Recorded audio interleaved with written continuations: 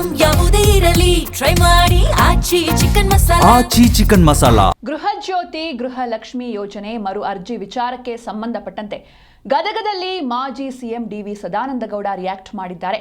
ಆಡಳಿತ ವೈಫಲ್ಯವಾದಾಗ ಕಾಂಗ್ರೆಸ್ ಹೊಸ ಸ್ವರೂಪ ಕೊಡ್ತಾರೆ, ಸರ್ಕಾರದಲ್ಲಿ ದುಡ್ಡಿಲ್ಲ, ಬೇಡವಾದಕ್ಕೆ ಖರ್ಚು ಮಾಡ್ತಾರೆ, ಗ್ಯಾರಂಟಿ ಯೋಜನೆಗೆ ಖರ್ಚು ಮಾಡೋದಕ್ಕೆ ಸರ್ಕಾರದಲ್ಲಿ ದುಡ್ಡಿಲ್ಲ ಅಂತ ಗದಗದಲ್ಲಿ ಮಾಜಿ ಸಿಎಂ ಡಿವಿ ಸದಾನಂದಗೌಡ ರಿಯಾಕ್ಟ್ ಮಾಡಿದ್ದಾರೆ.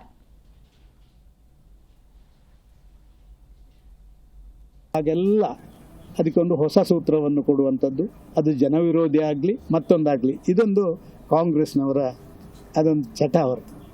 ಈಗ ನೋಡಿ, ಅವರಲ್ಲಿ ದುಡ್ಡಿಲ್ಲ, ದುಡ್ಡು ಬೇಡದಕ್ಕೆಲ್ಲ ಖರ್ಚು ಮಾಡ್ತಾರೆ ಅವರು, ಇದಕ್ಕೆ ಖರ್ಚು ಮಾಡಲಿಕ್ಕೆ ಅವರಿಗೆ ದುಡ್ಡಿಲ್ಲ.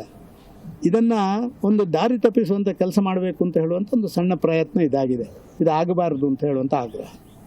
ಸರಿ, ಇವತ್ತು ಇದೊಂದು ಟೆಕ್ನಿಕಲ್ ಯುಗ. ಇವತ್ತು ಯಾರು ಕೂಡ ಹೊಸ ಅರ್ಜಿಗಳನ್ನು ಮಾಡಬೇಕಾಗಿಲ್ಲ, ಎಲ್ಲ ಕೂಡ ಕರೆಕ್ಷನ್ಸ್ ಅದರಲ್ಲೇ ಬರುತ್ತೆ.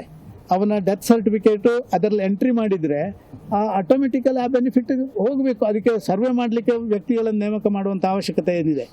ಒಂದು ಆಫೀಸ್ನಲ್ಲಿ ಕೂತ್ಕೊಂಡು ನಿಮ್ಮ ಟೆಕ್ನಾಲಜಿಯ ಪ್ರಯೋಗಗಳನ್ನು ಮಾಡಿಕೊಂಡು ಯಾರ್ದೆಲ್ಲ ಅವರ ಲಿಸ್ಟ್ ಇದೆಯಾ, ಆ ಲಿಸ್ಟ್ ಇದ್ದವರದ್ದು ಯಾವ ತಾಲೂಕಿನಲ್ಲಿ ಯಾರು ತೀರ್ಕೊಂಡಿದ್ದಾರೆ ಆ ಬೆನಿಫಿಟ್ ಪಡೆಯೋನು, ಆ ತಾಲೂಕಿನ ನಮ್ಮ ತಹಶೀಲ್ದಾರ್ ಅದನ್ನು ಅಪ್ಲೋಡ್ ಮಾಡಿದರೆ ಅದು ಆಟೋಮೆಟಿಕಲಿ ಡಿಲೀಟ್ ಆಗಬೇಕು.